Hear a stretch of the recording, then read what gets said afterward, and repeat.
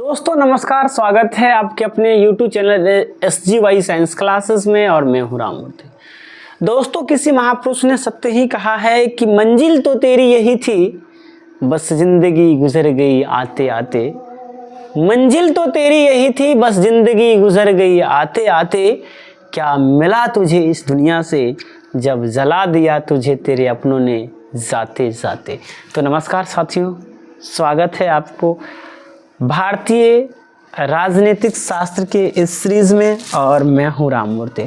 साथियों आज की कहानी की शुरुआत हम यहां से करने वाले हैं और ये रहने वाला है अपना आज का पहला प्रश्न, जिसमें कहता है कि भारत के संविधान के मसौदा समिति के अध्यक्ष कौन थे।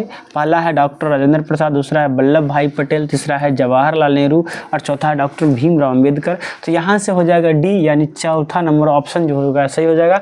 डॉक्टर BR अम्बेडकर जो है वो भारतीय संविधान की मसौदा समिति के अध्यक्ष रहे हैं। मसौदा समिति में आपको बता दें इसमें कुल 7 सदस्य थे। कितने सदस्य थे? 7 सदस्य थे और इन्हीं 7 सदस्यों ने मिल करके भारत के लिए एक संविधान तैयारी किया, जो अभी वर्तमान में दुनिया का सबसे बड़ा लिखित संविधान है। भारतीय संविधान की बात करें, भारतीय संविधान की बात करें तो भारतीय संविधान दुनिया का सबसे बड़ा लिखित संविधान है। दुनिया का सबसे बड़ा या सबसे लंबा, दुनिया का सबसे लंबा लिखित संविधान है। लंबा लिखित संविधान है, लिखित संविधान है। इसके बाद एक और पॉइंट माने, आपसे पूछा जा सकता है कि दुनिया का सबसे छोटा लिखित संविधान, तो यह है अमेरिका का संविधान। अमेरिकी संविधान दुनिया का सबसे पुराना और सबसे छोटा लिखित संविधान है। सबसे पुराना और सबसे छोटा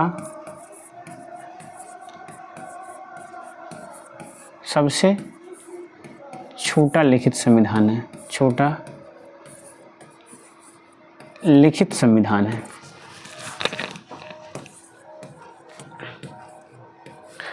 संविधान है। अगर हम भारतीय संविधान के बारे में और कुछ बात कर ले तो इसमें 395 अनुच्छेद हैं। इसके अलावा 22 भाग है और इसके साथ साथ 12 अनुसूचियां अभी वर्तमान में भारतीय संविधान में। लेकिन जिस समय में भारतीय संविधान को लागू किया गया था, यानी 26 जनवरी 1950 को, तो उस टाइम में भारत के संविधान में सिर्फ 8 अनुसूची थे। कितने अनुसूचियाँ थी? 8 अनुसूचियाँ थी। इस बात को भी याद रखेंगे। हमारा भारतीय संविधान 1949 ईस्वी में बनकर तैयार हुआ था, लेकिन इसे 26 जनवरी 1950 को इसे लागू किया गया था। ये सारी जानकारियां थी। अब हम लोग अगले प्रश्न की ओर चलते हैं। इसे पढ़िए और बताइए क्या होगा इसका सही आंसर। प्रश्न कहता है कि भारतीय संविधान के संबंध में निम्नलिखित में से कौन सा कथन सही है।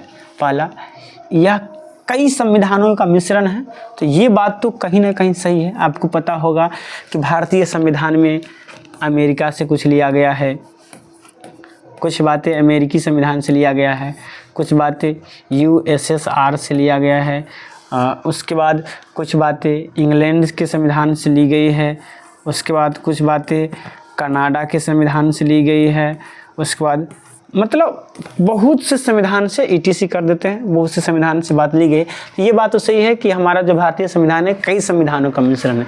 इसके अलावा यह पूरी तरह ब्रिटिश संविधान पर आधारित है, तो ये तो गलत बात है। बहुत से देशों के संविधान पर आधारित है, ये गलत बात है। मतलब ये सही बात है, बहुत के देशों से सिद्धांत लिए गए हैं। कोई कह दे कि केवल ब्रिटिश संविधान पर आधारित है तो ये तो गलत बात हो जाएगा। दूसरा कहता है यह केवल भारतीय, जहां पर केवल आएगा वो पूरा गलत हो जाएगा। ये गलत। यह पूरी तरह कनाडा के संविधान पर नहीं, हमारा भारतीय संविधान किसी पार्टिकुलर देश के संविधान पर आधारित नहीं है, ये अलग अलग देशों के संविधान का एक मिश्रित रूप है, यानी ए यहाँ से इसका सही आंसर हो जाता है। आप यहाँ देख सकते हैं, कहता है कि भारतीय संविधान कई संविधानों का मिश्रण है। भारतीय संविधान के अनेक देशी और विदेशी स्रोत हैं, लेकिन भारतीय संविधान पर सबसे अधिक प्रभाव भारतीय शासन अधिनियम 1935 का है। भारतीय संविधान में 395 अनुच्छेदों में से लगभग 250 अनुच्छेद ऐसे हैं जो 1935 के अधिनियम से या तो शब्द अंशतः लिया गया है या फिर उसमें बहुत थोड़ा परिवर्तन के साथ लिया गया है। यानी जो भारतीय शासन अधिनियम 1935 जो है उससे बहुत सारे अनुच्छेद लिए गए हैं, यानी लगभग 250 अनुच्छेद जो लिए गए हैं, जबकि हमारे भारतीय संविधान में अभी 395 अनुच्छेद है। चलिए अगले प्रश्न की ओर चलते हैं, और अगला प्रश्न ये रहा आपके स्क्रीन बोर्ड पर, आप इसे पढ़िए और जवाब दीजिए क्या होगा इसका सही आंसर। प्रश्न कहता है कि भारत में कौन सा दिन संविधान दिवस के रूप में मनाया जाता है? 26 नवंबर, 15 अगस्त, 14 अगस्त या 6 दिसंबर? तो 14 अगस्त को तो पाकिस्तान आज़ाद हुआ था, पाकिस्तान स्वतंत्र हुआ था। पाकिस्तान में स्वतंत्रता दिवस ना, स्वतंत्रता दिवस भाई ये यहाँ आएगा, स्वतंत्रता पाकिस्तान के नाम में गलती हो जाता है। 15 अगस्त को हम लोग यानी भारत आज़ाद हुआ था, 15 अगस्त को भारत आज़ाद हुआ था या स्वतंत्र हुआ था। अगर हम लोग मानते हैं संविधान दिवस के रूप में तो 26 नवंबर को माना जाता है, क्योंकि आपको पता होगा कि भारतीय संविधान जो है वो 26 नवंबर 1949 ईस्वी को बनकर के तैयार हुआ था। चलिए यहाँ पर आप देख सकते हैं जो कि यहाँ पर लिखा गया है कि भारत में संविधान दिवस 26 नवंबर को मनाया जाता है। इसकी शुरुआत 2015 में डॉक्टर अंबेडकर, भीमराव अंबेडकर के 125वां जयंती से किया गया, यानी पहले नहीं मनाया जाता था। 2015 में जब डॉक्टर भीमराव अंबेडकर के 125वां जयंती मनाया गया, उस दिन से हर वर्ष 26 नवंबर को संविधान दिवस के रूप में मनाया जाता है। भारत का संविधान 26 नवंबर 1949 को बनकर तैयार हुआ और इसके कुछ प्रावधान इसी दिन लागू किए गए थे, जिसके फलस्वरूप इसी दिन को संविधान दिवस के रूप में मनाया जाता है। जबकि भारतीय संविधान 26 जनवरी 1950 को पूर्ण रूप से लागू किया गया था, इसलिए 26 जनवरी को गणतंत्र दिवस के रूप में मनाया जाता है। 26 जनवरी को किस रूप में मनाया जाता है? गणतंत्र दिवस के रूप में हम लोग मनाते हैं। लेकिन भारतीय संविधान जो है वो 26 नवंबर 1949 ईस्वी को बनके तैयार हुआ था। चलिए हम लोग अगले प्रश्न की ओर चलते हैं, और अगला प्रश्न ये रहा आपके स्क्रीन बोर्ड पर, और आप इसे पढ़िए और जवाब दीजिए क्या होगा इसका सही आंसर। कहता है कि डैश को संविधान सभा द्वारा भारतीय संविधान को अंगीकृत और अधिनियमित किया गया था। तो ये तो सबको पता है, 26 नवंबर 1949 ईस्वी को, 26 नवंबर 1949 ईस्वी को भारतीय संविधान को अंगीकृत, अधिनियमित और आत्म अर्पित किया गया था। यानी इसलिए 26 नवंबर को हम लोग हर वर्ष संविधान दिवस के रूप में मनाते हैं, और ये 2015 से शुरू हुआ था। 2015 में जब हम लोग डॉक्टर भीमराव अंबेडकर के 125वां जयंती मनाए थे, उसी वर्ष से हम लोग हर वर्ष 26 जनवरी को संविधान दिवस के रूप में मनाते हैं। चलिए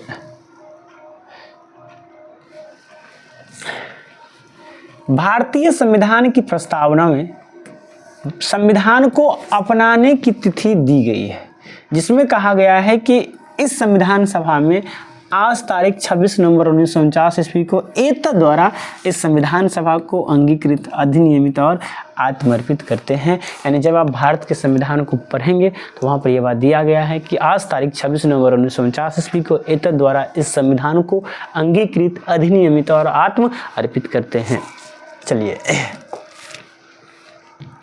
अगले प्रश्न की ओर चलते हैं और अगला प्रश्न ये रहा आपके स्क्रीन बोर्ड पर, और क्या है जरा जवाब दीजिएगा इसका। कहता है कि भारत में सर्वोच्च कानून किसे माना जाता है? भारतीय संविधान को, जनतंत्र को, अंबेडकर की शिक्षाएं को, या धर्मनिरपेक्षता को? तो भारत में सबसे आगे सर्वोपरि जो है, सर्वोच्च जो है वो भारतीय संविधान है, और अनुच्छेद 368 के तहत इसमें कोई परिवर्तन नहीं हो सकता है, इसमें कोई छेड़छाड़ नहीं किया जा सकता है। चलिए, यहाँ पर कुछ बातें दी गई है जो आप देख सकते हैं। भारत का सर्वोच्च कानून भारतीय संविधान को माना जाता है। यह भारत का सर्वोच्च विधान है जो विधानसभा द्वारा 26 नवंबर 1949 ईस्वी को पारित हुआ तथा 26 जनवरी 1950 से प्रभावी हुआ। यह विश्व के किसी भी गणतांत्रिक देश का सबसे बड़ा लिखित संविधान है। यह विश्व के किसी भी गणतांत्रिक देश का सबसे बड़ा लिखित संविधान है। चलिए,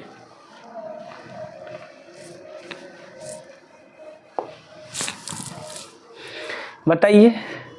देखिए, ये प्रश्न इतने इम्पोर्टेंट है कि रेलवे के लिए ये तो लॉलीपॉप है। देखिए, 2019 में तो भंडार लगा दिया था, 2019, 2016, 2021। इतने बार रेलवे इसको तो अपना एकदम दामाद क्वेश्चन मान लिया था। कहता है कि भारत का संविधान डैश को लागू हुआ था, और ये सब आदमी जानता है 26 जनवरी 1950 को ना। 26 जनवरी 1950 को भारत का संविधान लागू हुआ था, और ये रेलवे का दामाद क्वेश्चन से आप मान सकते हैं इसे, और जिसकी जानकारी सबको होती है। चलिए, अब आप इसे पढ़िए और जवाब दीजिए, क्योंकि ये कथन और कारण वाला प्रश्न है। इसे पढ़िए और आप जवाब दीजिए। कहता है कि निम्नलिखित कथन यानी ए और कारण आर दिए गए हैं। कथन ए है भारतीय संविधान 26 जनवरी 1950 से लागू हुआ, तो ये तो सही है भैया। कारण क्या है कि 26 जनवरी गणतंत्र दिवस के रूप में मनाया जाता है। अब कहता है कि 26 जनवरी गणतंत्र दिवस के रूप में मनाया जाता है क्योंकि भारत का संविधान इसी दिन लागू हुआ था, तो सही तो दोनों है, ये भी सही है और ये भी सही है। अब कहता है कि ए सही है लेकिन आर गलती है, तो आर गलत नहीं, आर तो सही है भैया, तो ये गलत हो गया। ए गलत है तो ये तो सही गलत हो गया भैया। ए और बी दोनों गलत है, नहीं दोनों सही है, तो अब ऑप्शन बच गया डी। ए और आर दोनों सही है और आर ए का उचित व्याख्या नहीं है, ये सही होना चाहिए। इस प्रकार से डी अपना सही आंसर हो जाता है। चलिए, जरा इसका विश्लेषण देख लीजिए। तो यहाँ पर दिया गया है भारतीय संविधान 26 जनवरी 1950 को लागू हुआ, यह सत्य है, तथा 26 जनवरी को गणतंत्र दिवस के रूप में मनाया जाता है, यह भी सत्य है। परंतु कारण अभी कथन का उचित व्याख्या नहीं करता है, ये बात हो जाती है। चलिए, अगले प्रश्न की ओर चलते हैं, और अगला प्रश्न ये रहा आपके स्क्रीन बोर्ड पर, आप इसे पढ़ेंगे और जवाब देंगे। कहता है कि भारत की संविधान सभा की प्रथम बैठक की अध्यक्षता किसने की थी? Doctor Bhimrao Ambedkar, P Upendra, doctor Rajendra Prasad, या सच्चिदानंद सिन्हा? तो अगर भारतीय संविधान सभा के प्रथम बैठक की अध्यक्षता की बात करें तो ये सच्चिदानंद सिन्हा की अध्यक्षता में भारतीय संविधान सभा का प्रथम बैठक बुलाया गया था, यानी डी इसका सही आंसर हो जाता है। आप इसका व्याख्या भी देख सकते हैं, यहाँ पर लिखा गया है कि भारत की संविधान सभा की प्रथम बैठक की अध्यक्षता डॉक्टर सच्चिदानंद सिन्हा ने किया था। 9 दिसंबर 1946 को संविधान सभा की प्रथम बैठक नई दिल्ली में स्थित काउंसिलिंग चैम्बर की पुस्तकालय सभा में हुआ था, भवन में हुआ था। सभा के सबसे बुजुर्ग सदस्य डॉक्टर सच्चिदानंद को सभा के अस्थायी अध्यक्ष रूप में चुना गया था। यानी उस समय जो संविधान सभा की जो प्रथम बैठक हुआ था उसमें सबसे जो बुजुर्ग व्यक्ति थे वो कौन थे? डॉक्टर सच्चिदानंद सिन्हा, और इसीलिए इसे अस्थायी अध्यक्ष के रूप में चुना गया था और 2 दिन बाद यानी 11 दिसंबर 1946 को डॉक्टर राजेंद्र प्रसाद को अस्थायी अध्यक्ष बनाया गया था। चलिए अगले प्रश्न की ओर हम लोग चलते हैं और अगला प्रश्न ये रहा आपके स्क्रीन बोर्ड पर। कहता है कि संविधान सभा का पहला सत्र का आयोजन कब हुआ था? बताइए इसका जवाब जल्दी बताइए, क्योंकि अभी जस्ट इसकी बात किए हैं। प्रथम सत्र आप यहाँ देखे होंगे, सबसे पहला सत्र आप यहाँ देखिए। संविधान सभा का प्रथम बैठक नई दिल्ली में स्थित काउंसिलिंग चैम्बर के पुस्तकालय भवन में 9 दिसंबर 1946 को, कब? 9 दिसंबर 1946 किया गया था, जिसके अध्यक्ष कौन थे? डॉक्टर सच्चिदानंद सिन्हा। यानी यहाँ से बी सही आंसर आ जाता है। चलिए कहता है कि संविधान सभा का गठन कैबिनेट मिशन की सिफारिश पर वर्ष 1946 में हुई थी। संविधान सभा का पहला बैठक 9 दिसंबर 1946 को हुई थी, जिसमें सच्चिदानंद सिन्हा को अस्थायी अध्यक्ष चुना गया था। 11 दिसंबर 1946 को संविधान सभा की दूसरी बैठक हुई, जिसमें डॉक्टर राजेंद्र प्रसाद को अस्थायी अध्यक्ष चुना गया। भारतीय संविधान को बनने में 2 वर्ष 11 महीना 18 दिन का समय लगा था। चलिए अगले प्रश्न की ओर चलते हैं और अगला प्रश्न ये रहा आपके स्क्रीन बोर्ड पर। आप बताएंगे क्या होगा इसका सही आंसर। कहता है संविधान सभा किस दिन भारत के राष्ट्रीय ध्वज को अपनाया था? 26 जनवरी 1947 को, 26 नवंबर 1950 को, 15 अगस्त 1947 को या 22 जुलाई 1947 को? तो संविधान सभा ने 22 जुलाई 1947 को राष्ट्रीय ध्वज को अपनाया था। जो अभी अपना राष्ट्रीय ध्वज तिरंगा है, इसे अपनाया था। आप यहाँ देख सकते हैं संविधान सभा ने राष्ट्रीय ध्वज का प्रारूप 22 जुलाई 1947 को अपनाया था। राष्ट्रीय ध्वज को 3 रंग के 36 पट्टियां, राष्ट्रीय ध्वज में 3 रंग के 36 पट्टियां हैं। सबसे ऊपर केसरिया, बीच में सफ़ेद और नीचे हरे रंग की पट्टियां हैं। ध्वज की लंबाई और चौड़ाई का अनुपात 3:2 है। यानी अगर 3 मीटर लंबा है तो 2 मीटर चौड़ा होगा, यानी 3:2 है। सफ़ेद पट्टी के मध्य में गहरे नीले रंग का चक्र है, जिसमें कितने तिल्लियां हैं? 24 तिल्लियां हैं। चलिए अब हम लोग अगले प्रश्न की ओर चलते हैं और अगला प्रश्न ये रहा आपके स्क्रीन बोर्ड पर। इसे पढ़िए और जवाब दीजिए। प्रश्न कहता है कि भारत का राष्ट्रीय प्रतीक भारत सरकार द्वारा कब अपनाया गया था? 15 अगस्त 1947 को,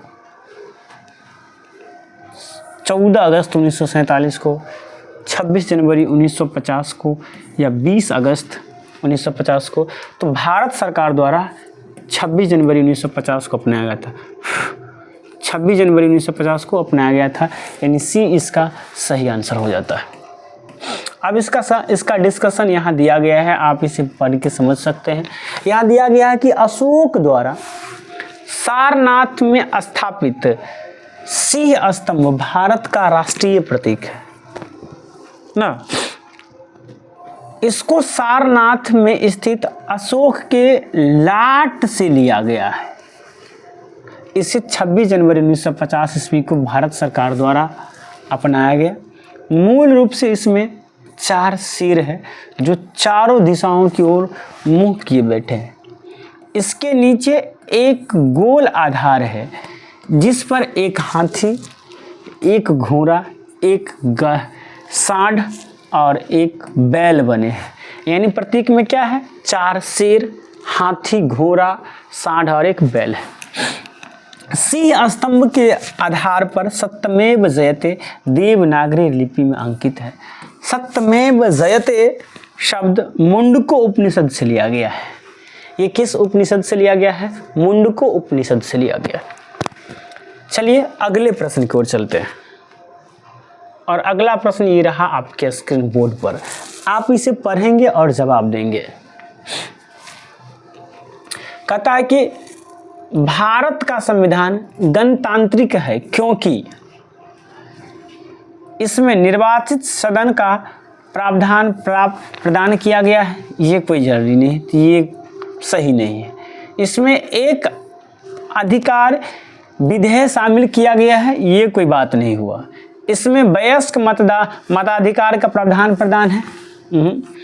इसमें कोई वंशानुगत घटक नहीं है, इसलिए ये लोकतांत्रिक है यानी गणतांत्रिक है, क्योंकि इसमें जनता के द्वारा चुने गए प्रतिनिधि होते हैं, ना कि वंशानुगत होते हैं। ये इसका सही विश्लेषण है, यानी डी इसका सही आंसर हो जाएगा। आप यहाँ पर देख सकते हैं, इस बात को यहाँ पर लिखा गया है कि भारत का संविधान गणतांत्रिक है क्योंकि इसमें कोई वंशानुगत घटक नहीं है। भारत का राष्ट्रीय अध्यक्ष का चुनाव होता है, भारत के राष्ट्रीय अध्यक्षों का क्या होता है, चुनाव होता है, यानी डी इसका सही आंसर हो जाता है। चलिए अगले प्रश्न की ओर चलते हैं, और अगला प्रश्न ये रहा आपके स्क्रीन बोर्ड पर, आप इसे पढ़िए और जवाब दीजिए। प्रश्न कहता है कि भारत एक गणतंत्र है, गणतंत्र का मतलब क्या होता है? भारत एक गणतंत्र है, गणतंत्र का मतलब क्या होता है? गणतंत्र का मतलब ऑप्शन ए में कहते हैं कि शासक राजा या रानी होती है। शासक राजा या रानी का सीधा वंशज होता है? जी नहीं। अगर ऐसा रहता तो बिहार में जैसे कि लालू बना था तो लालू का बेटा मुख्यमंत्री बनता ना। नीतीश कुमार कैसे बन गया?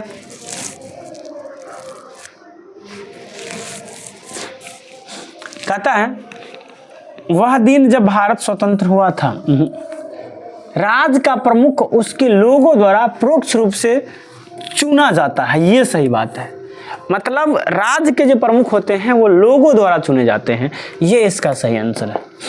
चलिए अगले प्रश्न की ओर चलते हैं, और अगले प्रश्न की ओर चलने से पहले एक छोटा सा डिस्कशन है, आप इसे देख लीजिए। अब प्रश्न यहाँ पर कहता है कि भारत एक लोकतांत्रिक देश है। लोकतंत्र एक ऐसा देश होता है जहाँ के शासक तंत्र के सिद्धांत रूप से देश में सर्वोच्च पद पर आम जनता में से कोई भी व्यक्ति पदासीन हो सकते हैं। मतलब इसमें आम जनता में से कोई भी व्यक्ति आकर के वहाँ पर बैठ सकते हैं, उसका प्रतिनिधित्व कर सकते हैं। भारतीय संविधान में गणतंत्र का अवधारणा फ्रांस से ली गई है। कहाँ से ली गई है? फ्रांस। चलिए अब हम लोग अगले प्रश्न की ओर चलते हैं, और अगला प्रश्न ये रहा आपके स्क्रीन बोर्ड पर, आप इसे पढ़ेंगे और जवाब देंगे। प्रश्न कहता है कि निम्नलिखित अभिकथन यानी ए और कारण आर दिए गए हैं। कथन ए कहता है भारत एक लोकतांत्रिक देश है, तो ये तो सही है।